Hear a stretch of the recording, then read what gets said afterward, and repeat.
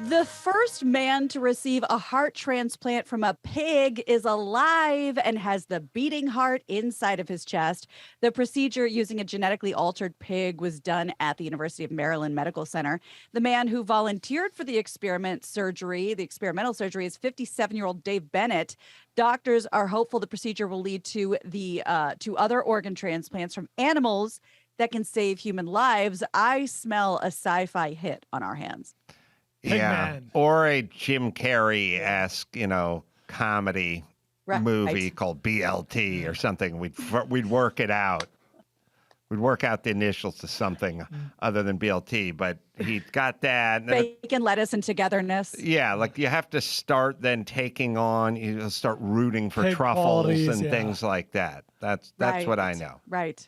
Yeah, well, good. But I mean, well, and you think about when you were talking about Paul Simon, you think of the song, The Boy in the Bubble and the Baby with the Baboon Heart. We've done this, but this every time it happens, it's newsworthy, and I think for a reason. Are we beyond the part where, like, the Christian community gets outraged because you're playing God sort of thing? Because back in the day, there would have been some of that. Some group would be outraged. I am on more than one far-right Christian mailing list, and I'll let you know over the next couple of days. I get outraged emails boycott the NFL, boycott this, boycott Really? that. Yes. How do you get on these lists? I actually don't.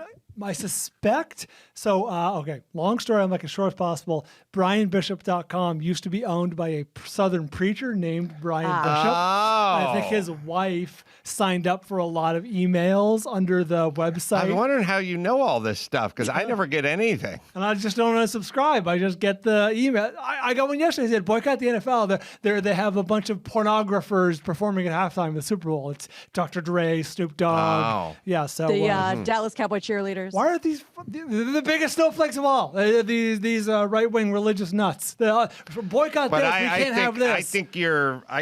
I think these mailing lists has gotten to you, because I think you're like my sister, worked at the hair salon in Silver Lake. You think 80% of population is gay. No. Yeah. I recognize it's a small fraction. I've never even heard of this.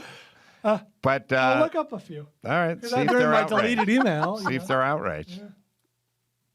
Well, while you're doing that, American Idol favorite and friend of the show, Clay Aiken, didn't plan to run for Congress a second time, but then he heard his home state's lieutenant governor bash the LGBTQ community, and he is back in, baby. Clay, who is a Democrat who was defeated when he ran for a different North Carolina seat back in 2014, he had this to say to Variety. He said he'd moved on from politics until last fall, and he's 43 now. He said, in November, the lieutenant governor here in North Carolina, Mark Robinson, gave a speech in which he said, what is the purpose of homosexuality? What purpose do homosexuals serve? I watched that sort of thing with just dumbstruck awe that someone could be so ignorant. After watching it, I said, you know what? I got your purpose, bitch. I'll show you. Oh, I want to be, I'm going to add this to my list of things to do, which is I wanted nothing to do with politics. Right. And then I turned on the news and I saw this and I had to do something. Yes. I want that on my list of things that I've done. I think that's very achievable for you. I had to make a move. Yeah. Clay sent me a text yesterday. Yeah. Oh, really? Yeah, he did. And well, we should talk to him. He said, can you retweet this or something? Well, and then I did, and then I said, well, why don't you come on? And he said, fine, or soon, or something. He was so lovely last time he was on. I think it was this time last year when we were all at home. Here's why he has a better chance at winning this time. Because 8 years ago, he ran in a very rural Republican district. And this time he's running in a very Democratic area where the University of North Carolina, Chapel Hill, and Duke University is. So, it's a different vibe. DeJaris Mandering. He's a wideout for LSU. Add that to the list, Max Zapata. DeJaris Mandering. Although Chris didn't get it. No, I said yes. I'll add it. You could just call him Jerry, right? Yeah. Jerry. Yeah, but it's too on the nose. I'll go DeJaris Mandering. He had a blank look. That's all. I didn't know how to read you. Oh, no. We're playing poker over here. I was nodding yes. Producing the show. I think we're ready. I don't know. Is he North Carolina or South? I think they're ready. Maybe they're ready for a gay man, but not a redhead. Sorry, Clay. Oh, yeah, so that's too much. I'm pretty open-minded. I could definitely get behind a gay candidate, but Ginger, Rusty, can't be done. Better luck next time. I'm not that evolved.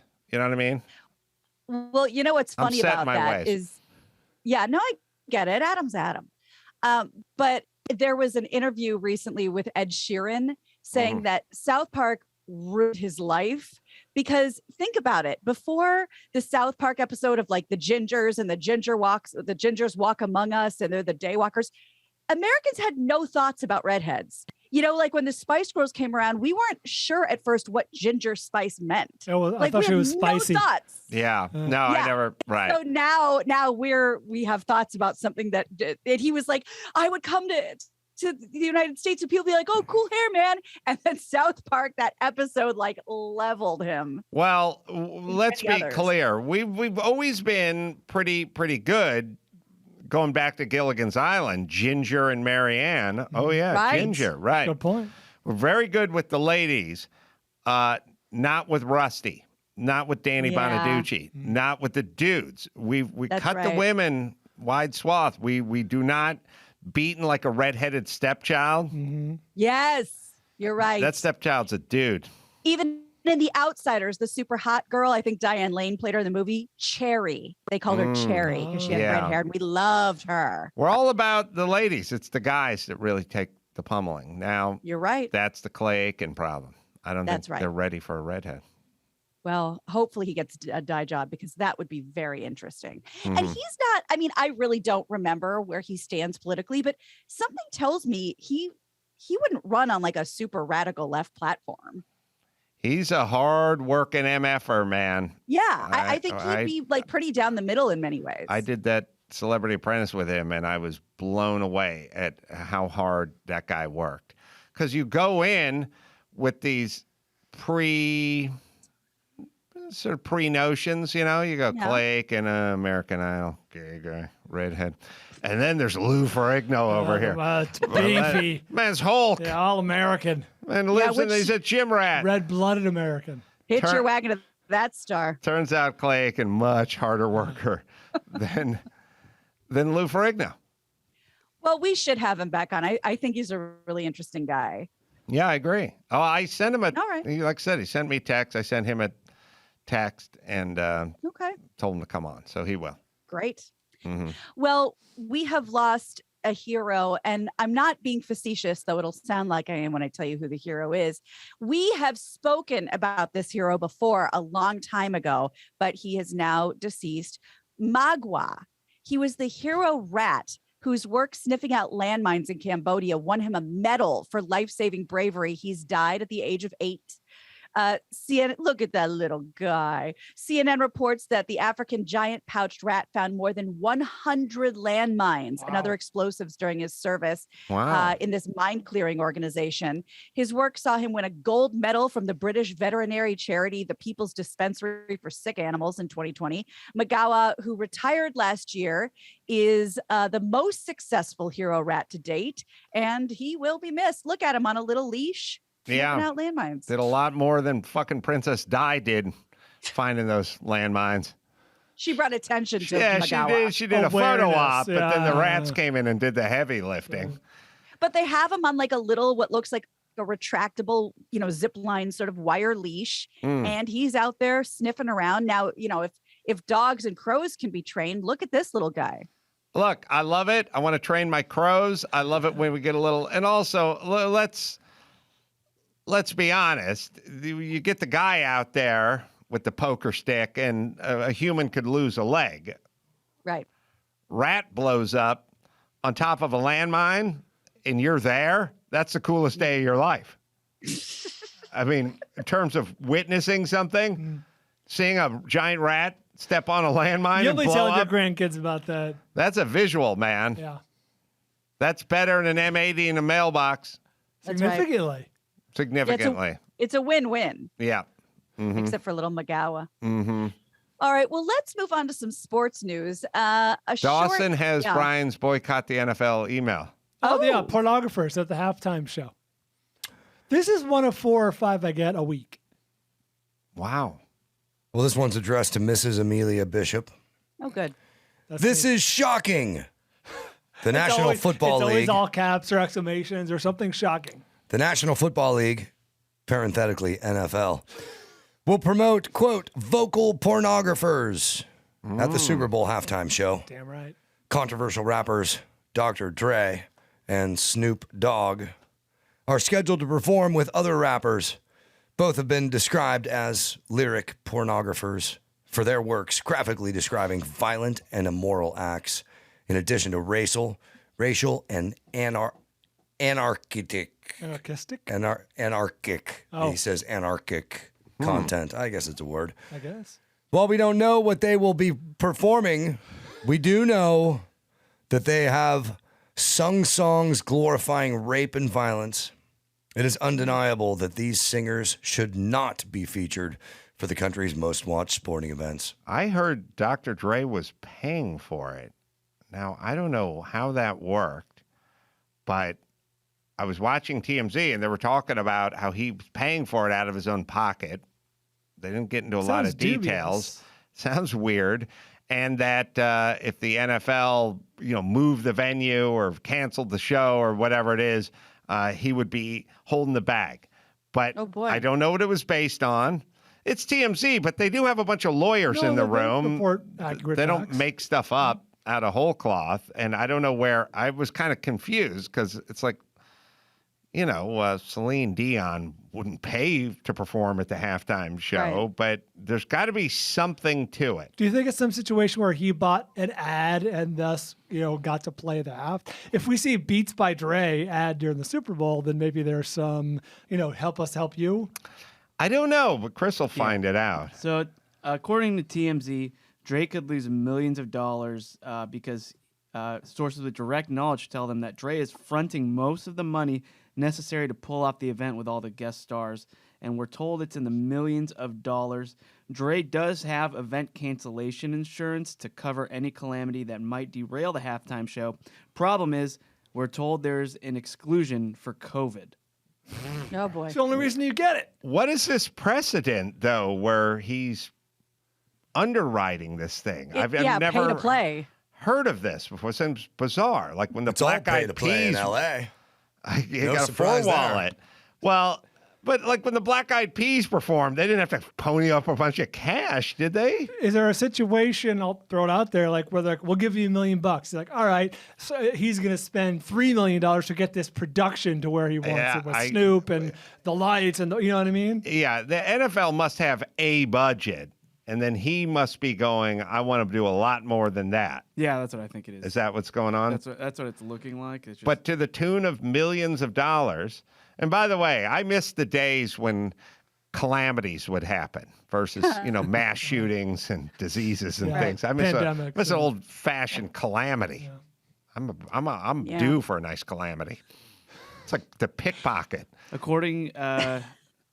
The Weeknd reportly spent $7 million on his halftime performance last The Weeknd did? Yeah. Wow. What? I guess. I think it's according to Billboard. So I guess, you go, I want 700 dancers and a whole bunch of those light up twizzle sticks that everyone waves over their head. And then and then the NFL goes, we got enough for 35 twizzle sticks and 18 dancers. And then you go, I want 500 dancers and 1,000 twizzle sticks. And they go, well, you cut the check. But what in a world where people spend $4.7 million for a 30-second ad, and you're doing a 8-minute ad for yourself, it's a bargain. Yeah. I think that's kind of the way they look at it. Yeah, most articles are actually saying they invested millions of dollars to for their performance. And The Weeknd, his streams of his songs rose 69% after he headlined the Super Bowl. Yeah, it did. There you go. All right, let's do one more, Gina Gran. One more. Okay, well, you know what? Then let's pay homage to another fallen hero. Brian, I want you to pay special attention here. Oh, no. The world of professional wrestling is mourning the loss of an icon. Her name was Deanna Booher. That might not mean anything to you. However, Matilda the Hun and Queen Kong might mean something to you. Yeah. She passed away last Friday at the age of 73, 6'3", 315 pounds. She was a amateur mud wrestler before moving on to Glow, Gorgeous Ladies of Wrestling in the mid 80s. I remember her vividly. Big gal. I'm sure Brian does as well. Yeah. Yeah. Must have been tough to have been fat in the 80s. You walk into Vince McMahon's office and he's like, I got just the idea. Yeah. Well, King Kong, or what was her name? Queen Kong? Queen Kong and Matilda the Hun. It's got to, I mean, I'm sure she'd trade all the riches and all the championship belts and all the first class travel away just to be a 120-pound chick who worked at a Dairy Queen in the Midwest, right? You'd think so. Because there were some gorgeous ladies of wrestling, but then, it's like, are you one of the cutesy girls or are you Matilda the Hun? There were only two categories. Is she, like you say about porn. Yes. Has she joined the fabulous Moolah in heaven? Yeah, Moolah passed exactly. some time ago. Yeah, that's exactly right. I'm surprised she made it this far with her carriage. And the Although, physical 53. abuse. yes. On Although herself. there are, I met her husband. it's like the Dick Van NFL. Patten. It's like the NFL. How surreal was that watching Rue McClanahan get beat Horrible. up on by Dick Van Patten?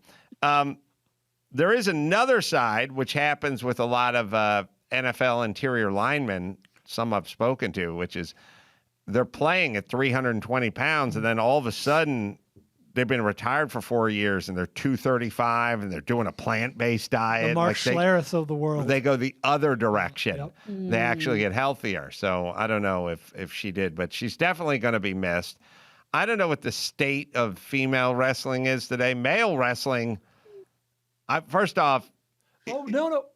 Female wrestling's bigger than ever. Bigger than ever. Some say bigger than the men.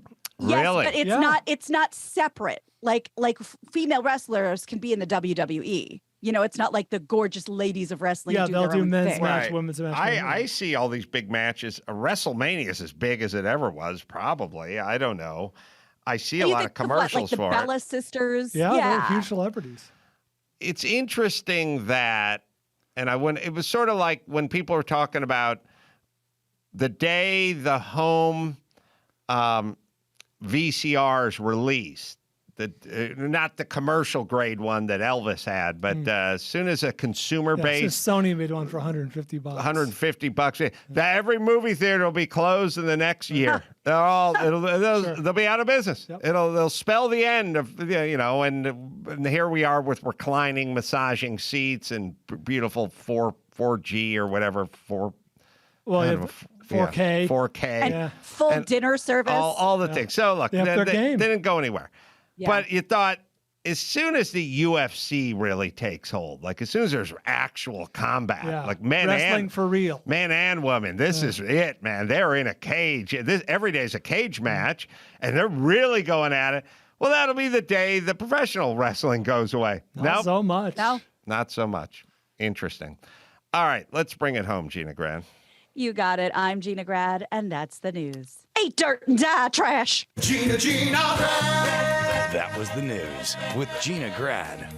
Well, let me tell you about CBDX. When CBD came out, we all wanted it to be like cannabis, and it wasn't. It helps, but you didn't exactly feel it. CBDX.com, a Delta 8 THC, a federally legal form of THC, and you will absolutely feel it. Flower that's just like the cannabis, strong but discreet vape cartridges, certainly potent gummies, and even pure concentrates. These will get you stoned, people, and it will show up as THC on a drug test, so be forewarned. Never drive or operate heavy machinery when you're on these products, and you can learn more. Go to cbdx.com.